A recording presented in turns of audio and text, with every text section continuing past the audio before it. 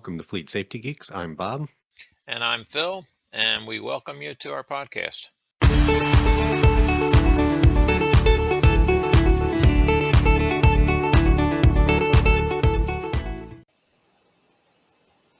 All right, welcome back to another episode of Fleet Safety Geeks. I'm here with Phil Mosier, and Phil, it's just us. Yeah, for once, huh? It was great having the guests on the other podcast. I just thought they contributed so much, and I really appreciate their input because I just think that what they brought to the table was terrific.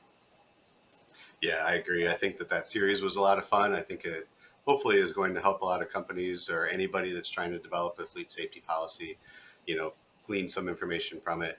But it was really fun to have everybody on and have these conversations. Hopefully we can do some more in the future.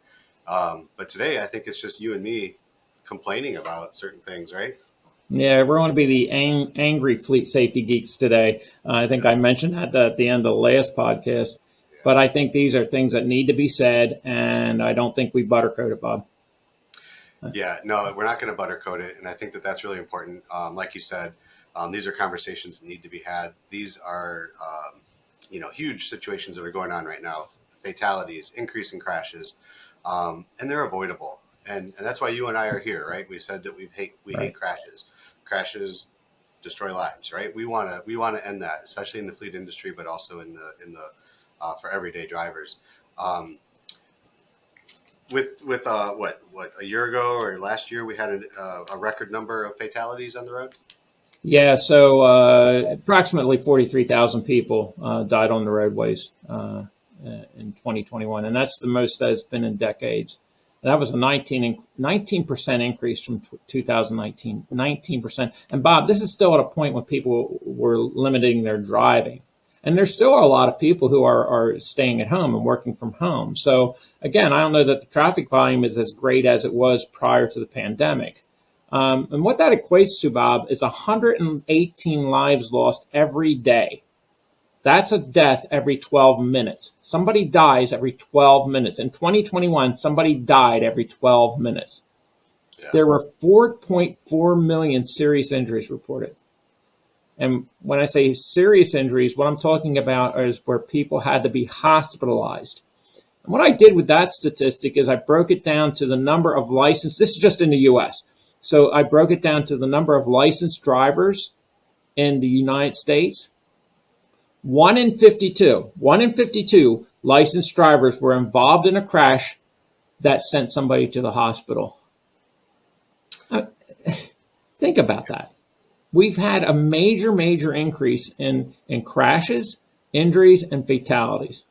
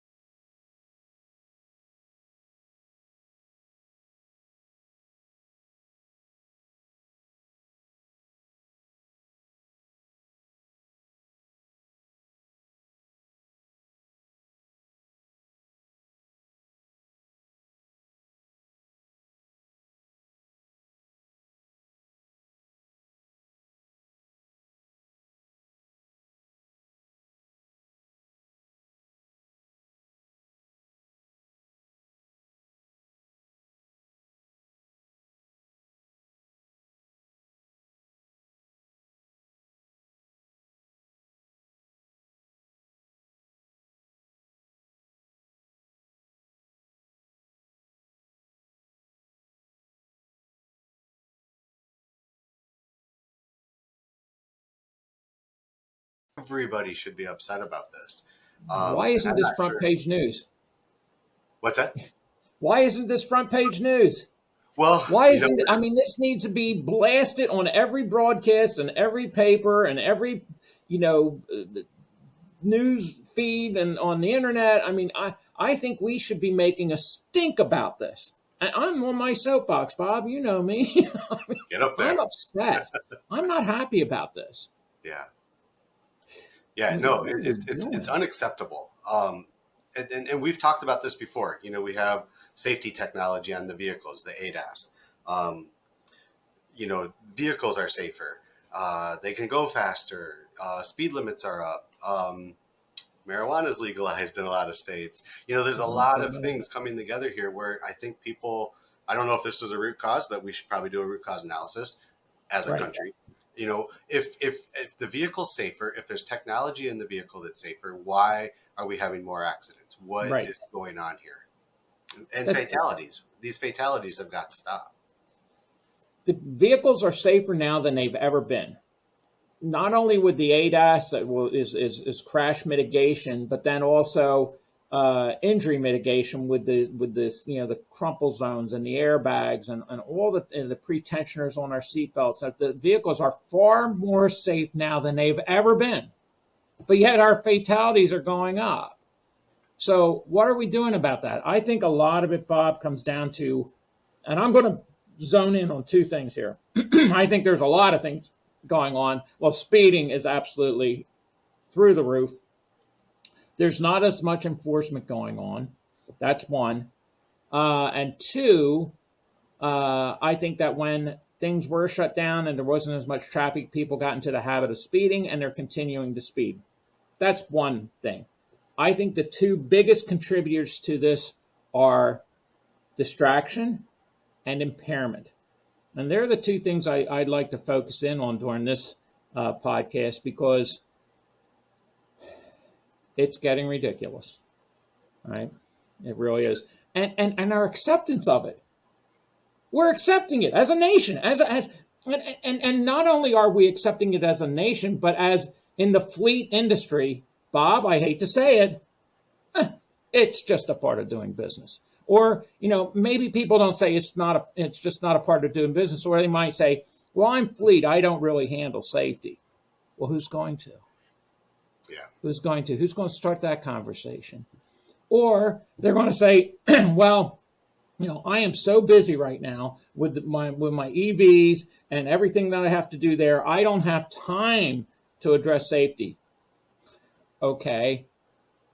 I understand time constraints. Bob, you do handle a large fleet. I know your business. And Bob, I know you are busy, my friend.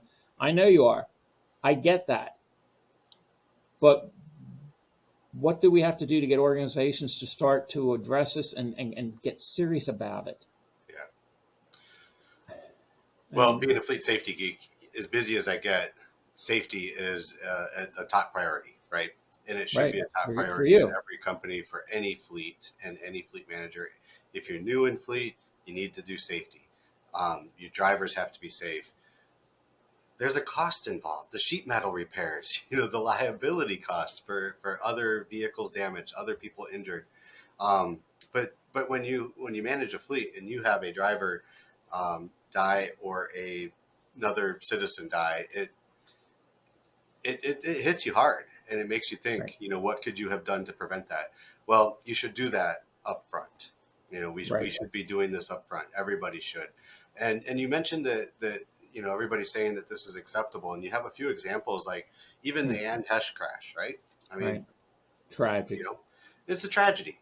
But, at the same time, I believe she was fairly wasted and injured another person. Right. So all indications are, and I don't want to cast stones and say anything that's out of not accurate here, but the reports are that she did have alcohol in the car, in the cup holder of her car, and that impairment probably played a role. I don't know that for sure, so there's the disclaimer. Sure. But I heard a lot of people saying, "Oh, poor Ann Hesh," and I Bob, listen. You know how I am with these crashes. They ruin crashes, ruin lives. People. Yes. I always say, Bob, and this is going to be really dramatic, but I always say, I wish I could take some people out to a crash scene, let them see it, smell it, and hear it.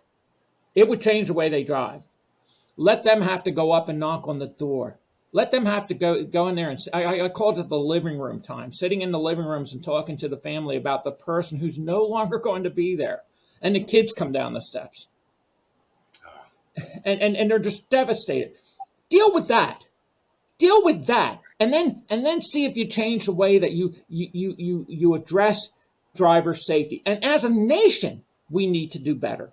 We need to do better. And I have some examples here. So the Center for Disease Control in the U.S., and this is from 2013. This is going back a few years, but this is the latest. there's another thing, Bob. That's the most up-to-date statistic I could find regarding this. How ridiculous is that? That's not good. In the U.S., they had the most motor vehicle crash deaths in 2013. It was 10.3 deaths per 100,000 people compared to the 10 high-income countries, including the UK and Sweden. The US had the lowest reduction in crash deaths from 2002 to 2013 compared with 19 other high-income countries. So other countries are getting it right. We aren't. I'll use another example here. The August 4th crash out in Los Angeles. Person blasting through that intersection, and how many people died, including unborn children and children. I mean, now that did get some press. Have you heard anything about it lately? I mean, it's not acceptable. So I don't know if that was impairment involved with that one, or if it was just recklessness or total disregard for safety, or if it was distraction, whatever, for whatever reason. But here's the thing. Reports are that this person had a vehicle code violation record longer than my arm, and they're still behind the wheel. Why do we not treat vehicle crashes the same that we treat criminal cases? And people say, "Oh, you can't do that. It's too harsh." Really? You've been to that crash scene. You've had to deal with those families. It's too harsh, huh? Go tell that to the people who have lost their loved ones. You know what? I'd say they probably would say it's not too harsh. It's not harsh enough.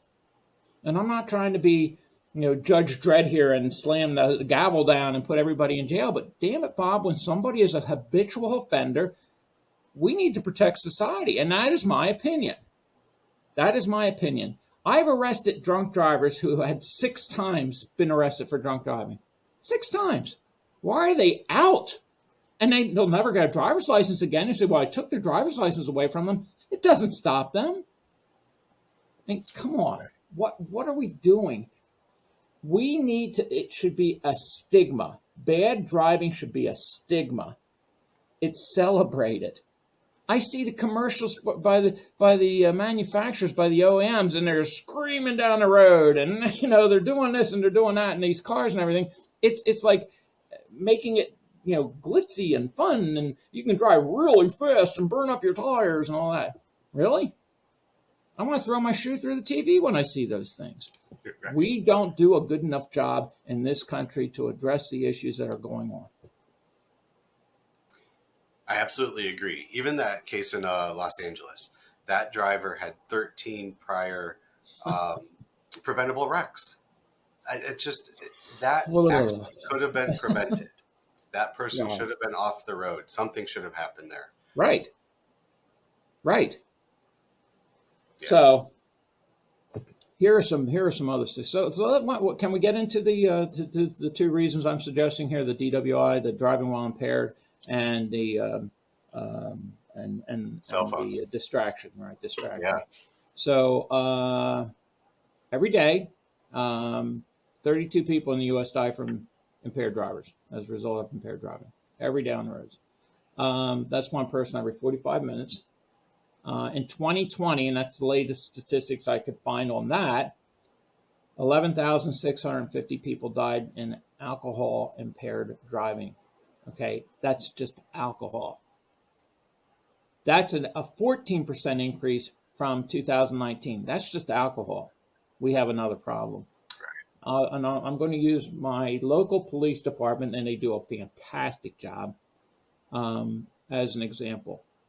Over Memorial Day, they ran a DWI checkpoint.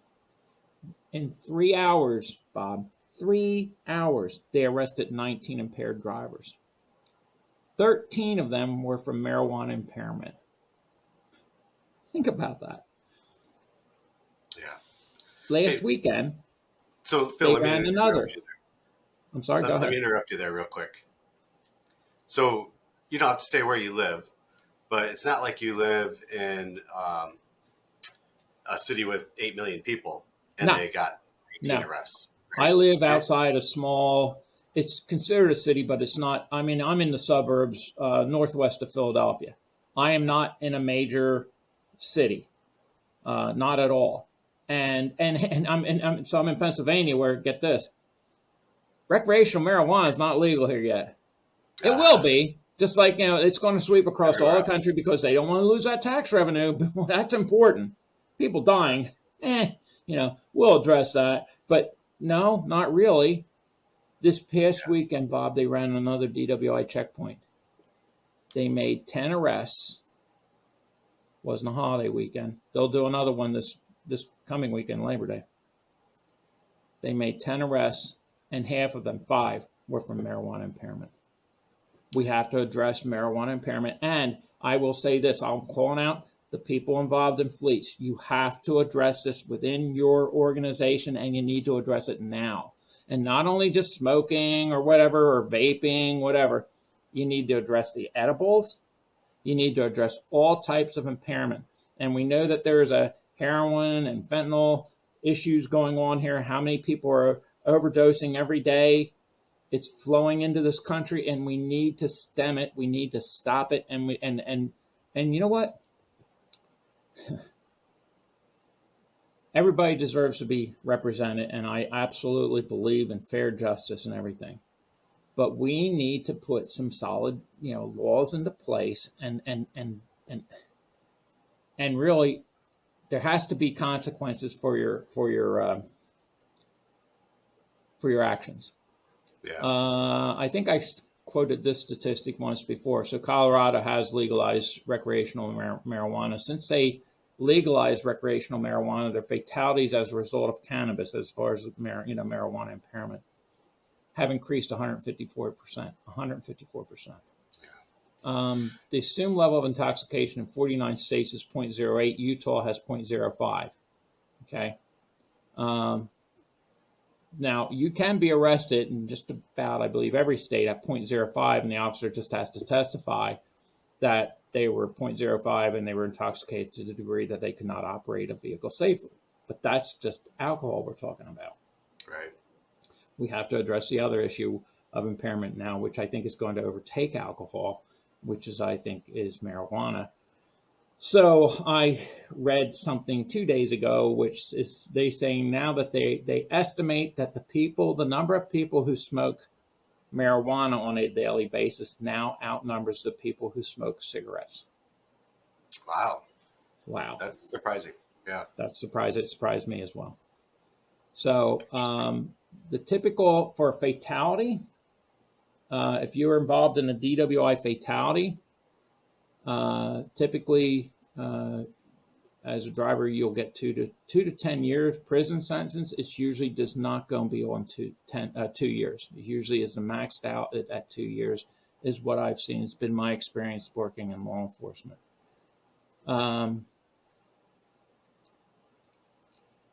So I'm going to use 2 examples here, and I have all kinds of examples here.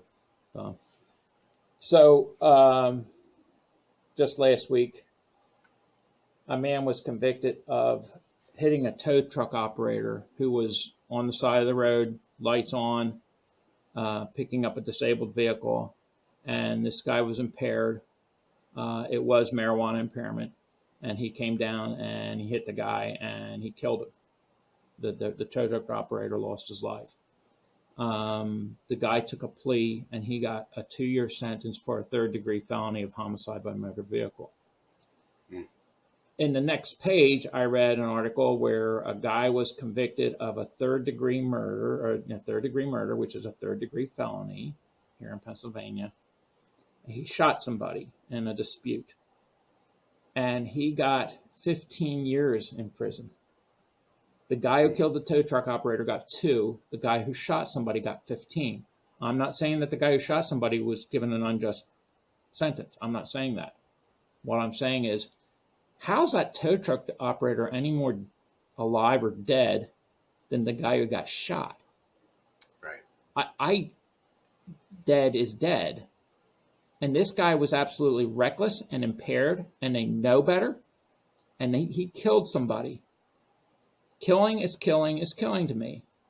How does that guy get 2 years? He's going to be out in 2 years. Guess what? The guy who lost his life and his family got a life sentence. Right. If it's good for one of a third-degree felony, you get 15 years, but you kill somebody with your car, you're only getting 2? When are we going to put some teeth into the laws in this country? Enough's enough. I am so fed up with this. And why aren't people angry about this? I think we need to get angry. I think we need to go to our legislators and start saying, hey, no, not good enough. Right. Yep. Boy, am I on my soapbox, Bob. I told you I was going to be. No, it's all good, and that's why we're here this week to talk about this stuff. And you're absolutely right. If we talk about accountability all the time for our drivers, our fleet drivers. We develop fleet safety policy just to hold accountability. If we're not going to hold everyday people accountable for their actions, it makes it acceptable, and that's Right. exactly what's going on here. And we need to make that change. Right. I know that you have tons of examples that we're going to talk about how other countries, treat this. The one I didn't see in the notes that you sent me, I'm just going to talk about real quick, is Canada. Canada is nationwide legalized marijuana. They have cases going up in fatalities as well. But the way they treat, like if someone in the States got a DUI and you want to visit Canada, that's a criminal record that you have, and you may not be able to enter the country. Oddly enough, the penalties they have for their civilians, their citizens who get a DUI in Canada, for a Canadian who gets a DUI in Canada, it's stiff, but it's not criminal. So it's more of still a traffic violation. So, but other countries are doing things better, right? Yes. What are some examples you have that we could probably start using here in this country? Right. So Colombia was the country that I found has actually the toughest impaired driving laws. Which I just want to say before you get started, Colombia.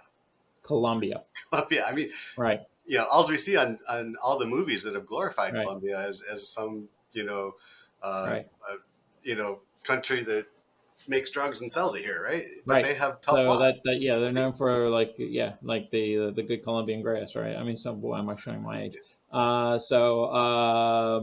Yep, they have the toughest laws. You will be arrested if you have a .02. That you can be arrested at .05 here, but the assumed level of intoxication in 49 of the states of the U.S. is .08. It used to be .10 when I first became a cop. It was .10. Now it's down to .08. Only Utah has .05 as the assumed level. In other words, if you get to that point, it's assumed that you are no longer capable of operating vehicle safely. And what cracks me up too, Bob, with this whole thing with marijuana legalization, I'm sure there are attorneys who are lining up to defend the people who get arrested for marijuana impairment. Companies need to address this. When I was working at the pharmaceutical company, we put in there that you couldn't even refuse a field sobriety test, because that's how they're really checking for marijuana impairment, to put the cuffs on, is with field sobriety tests, and they'll use that as their probable cause for the arrest and for conviction. So if we had a driver who even refused a field sobriety test, they would lose their job. And that's the kind of law, that's the kind of rules I think that every company needs to enact. Okay. In Colombia, you lose your license for a minimum of 1 year. And down there, it's equivalent to $914 US. That's a lot of money. Honestly, it will serve 20 hours of community service. And if they find to be at a higher level, they have their license at a higher level of blood alcohol. Their licenses, they lose their license for 10 years and pay a fine equivalent to $7,314 and serve 50 hours of community service. If the driver gets into a crash that involves injury or death, They face between 2.5 and 18 years in prison. I still don't think that's enough. But then they lose their license permanently. They never get their license back. I think that the deterrent here would be loss of license. For most people, I would think that the loss of license for a year, and most of this in the United States, typical license suspension is 3 to 6 months. Typically 3 if it's a first time offense. Not enough. Not enough. Again, I'm going to show my age here, Bob, but it occurred to me last night as I was watching an old episode of Adam 12. Remember that show? Jack I do, Webb actually. produced show. And I swear, I think that show was the reason I wanted to be a cop, reading Malloy and all this stuff. But they stopped a guy who was driving all over the place, and they arrested him for drunk driving. And while they're walking up to the car, it's like comedic music playing in the background, like doo, doo, doo, doo, doo. It's not funny. Yeah. And the guy's like real, comical and everything. And I got to tell you, I arrested some people for impaired driving who were pretty funny, some of the things that came out of their mouths or some of their actions, wherever, it was just stupid because they were drunk. I took it real seriously. So, Yeah. again, as a society, we need to do better. And this, I'm talking about this country, and I'm calling out, like I said, the fleet professionals to take a stand on this, address safety. As far as some of the other countries, Hong Kong is 0.2. It's a monetary fine and 3 years imprisonment. I love that. 0.03 in India.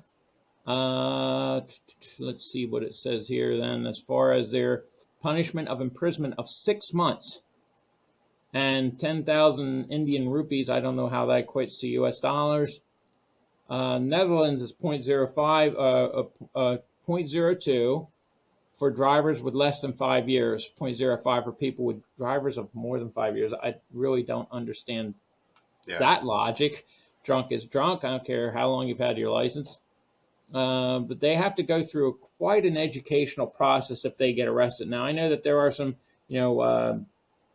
different states have different rules and different classes that drivers have to go through if they've been arrested for impaired driving, and that's all well and good. But again, I think that, I'll use this example.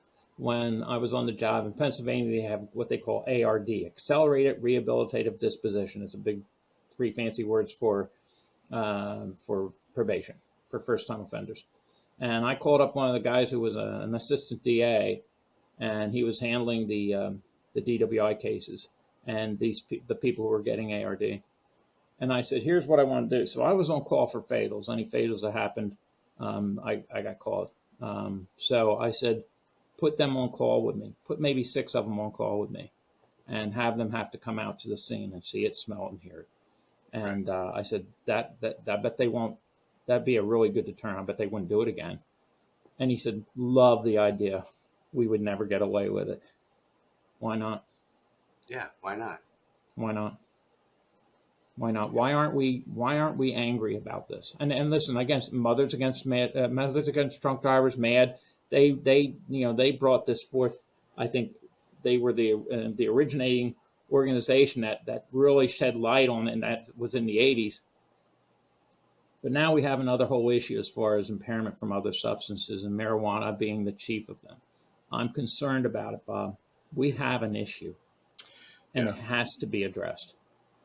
Absolutely, I do agree. I've managed a police fleet.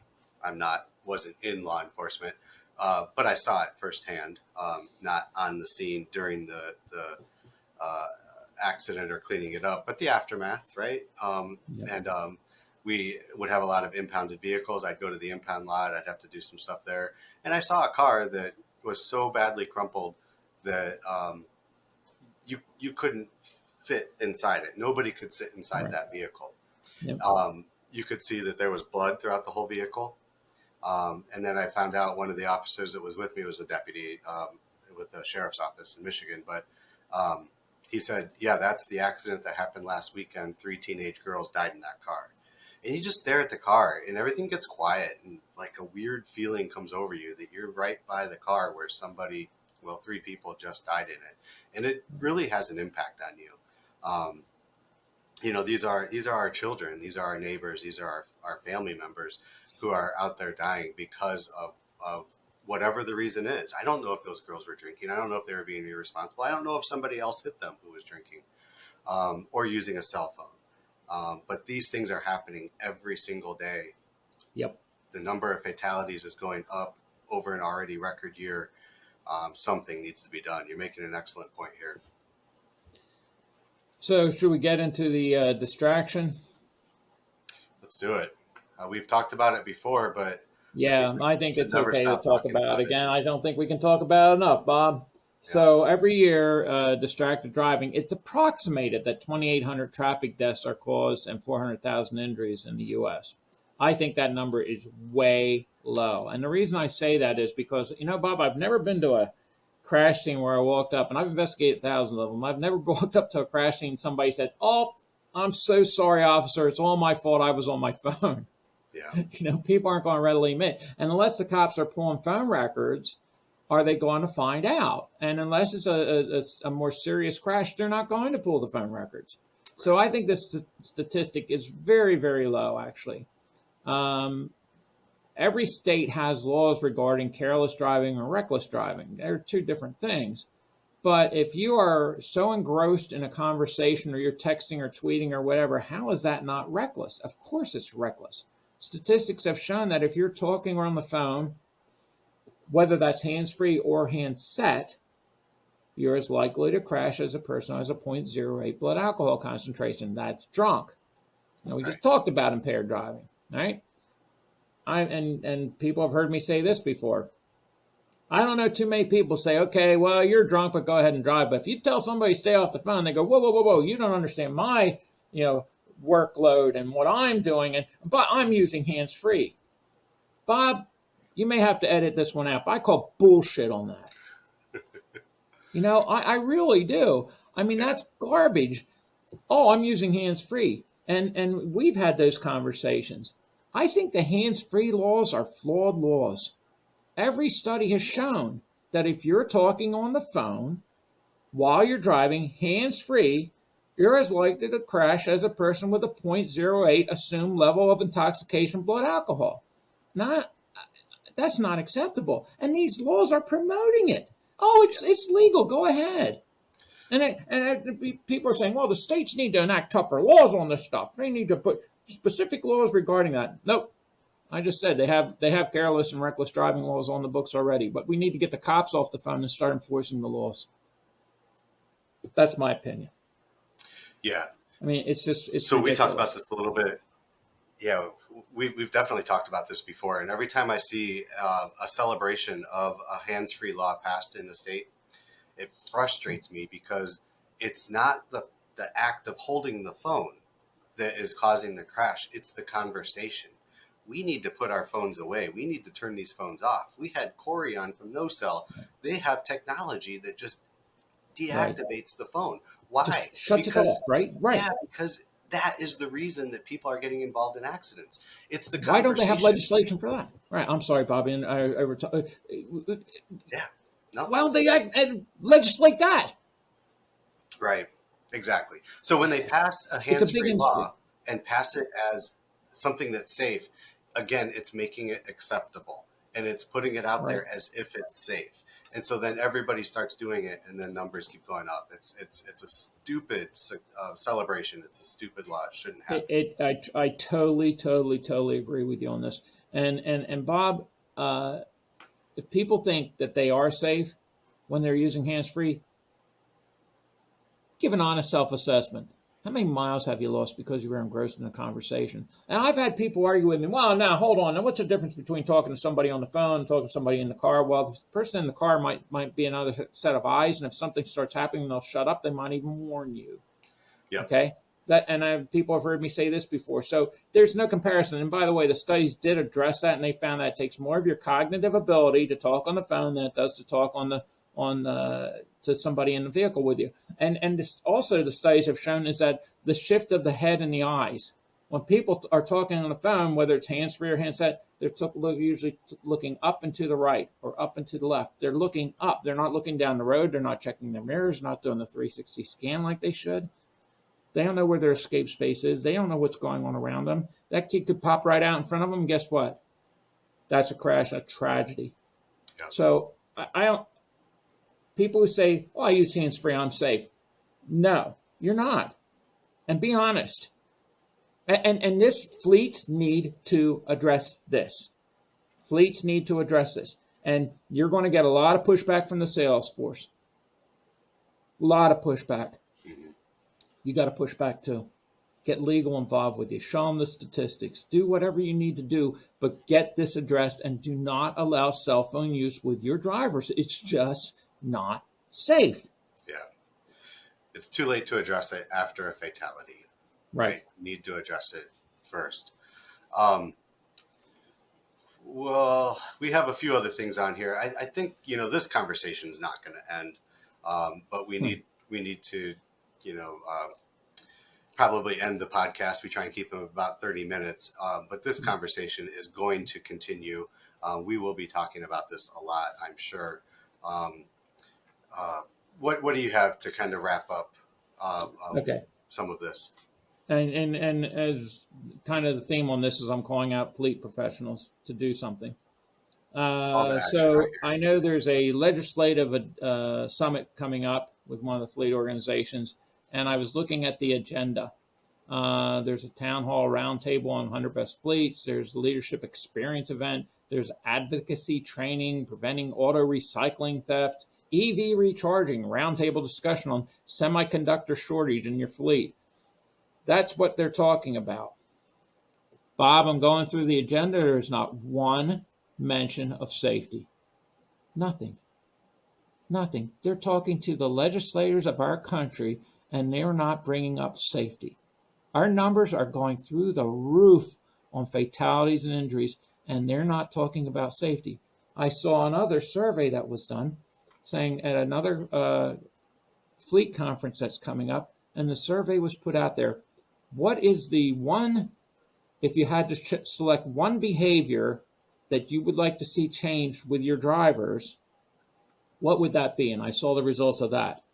Most of it, Bob, was about vehicle maintenance. The respondents were saying about vehicle maintenance. They wanted to see, people do a better job and get into the having the behavior of changing their oil and doing better service and maintenance on their provided vehicles.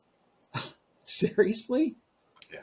And again, I know as fleet professionals, your job is about the vehicles. I get it. I totally get it. And I understand with the vehicle, shortage and hard to get, how to get vehicles and everything, we need to take better care of our vehicles and everything. But Bob, 43,000 people in 2021 predicted to be 46,000 fatalities in 2022. How are we not addressing that? And by the way, if they're crashing the vehicles, that's just as bad. That's just as hard to replace. So I'm calling out fleet professionals. If it's not your job, make it your job. Yep. If it's not your job, then get the person involved it is their job. Okay? But don't let it go. Do not let it go. I've worked with a lot of fleet professionals over the years. Bob, that's how you and I met. Over safety. Over safety. You're one of those who you're in fleet, but man, you are focused in on safety, and that you set the example, Bob. You set an example. There. Be like Bob. Okay? So I mean, it's just why not? Why not? Everybody can do it. Everybody can get involved. Even if it's not your job, you have drivers in your vehicles who are doing probably the most dangerous thing they will do all day, which is drive. So you need to work with HR. You need to get your policy strong. You need to work with health and safety if that's where safety falls. You need to work with management and make sure everybody's on board. We talk about this all the time. We're not just making this stuff up. We're not just saying it because we think it might work. We know it works and it needs to happen. With that, we all have busy days. I'm going to just kind of sign off here. We will keep this conversation going. But if you are listening on a popular podcast platform such as Spotify, Apple, or Google, I encourage you to subscribe to be notified of future episodes. You can also find our podcast on YouTube. We have a video podcast out there, and we would love it if you would like and subscribe. You can also find us on Facebook and Twitter, where we'll share all of our episodes out there. And if you have a suggestion or want to talk to the angry fleet safety geeks, please reach out to us, and we will yell at everybody else again. Phil, thank you so much. These are important conversations. We need people to understand the severity of this. We will have other guests on who will reinforce this, but we need this to get to everybody. We need it to get to the fleet professionals. We need it to get to state legislators, federal legislators. Everybody needs to be involved and get something changed. I totally agree. As a nation, we should not accept this. We should, bad driving, whether it be impairment or distraction, any of that, speeding, that should be a stigma. It should not be accepted. It should not be glorified. It should be looked at and saying, no, absolutely, it's wrong. Yeah, because people are dying and being hurt, and it's affecting people. So yeah, I'm angry. So it's avoidable. Phil, thank you for what you do. Thanks for your message. We will talk again. Thank you, Bob. I appreciate you, buddy. You take care. Have a safe and happy extended Labor Day weekend. You do the same, Phil. Take care. All right. Take care. All right. Bye.